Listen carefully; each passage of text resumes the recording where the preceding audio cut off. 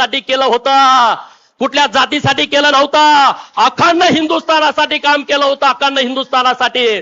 परंतु इतिहासकार जातीवादी निघाले. इतिहासकारांना लिहू वाटलं नाही. सुभेदार मल्हारराव होळकर एका मेंढपाळाचा पोरगा, अरे ज्याचा बाप राजा नव्हता, ज्याची आई राणी नव्हती, एका मेंढपाळाच्या पोटी जन्मलेला मेंढक्याचा पोरगा स्वतःच्या हिमतीवरती, धाडसावरती, पराक्रमावरती आणि तलवारीच्या पातीवरती सुभेदार होतो. आणि महाराष्ट्र नव्हे, त्यांचं गाव सातारा जिल्ह्यात आहे होळमुरुम, त्यांचं मामाचं गाव आहे नंदुरबार जिल्ह्यामध्ये तळोजाला. पण मध्य भारतामध्ये जाऊन सगळ्यांची दानादान उडवून देतो.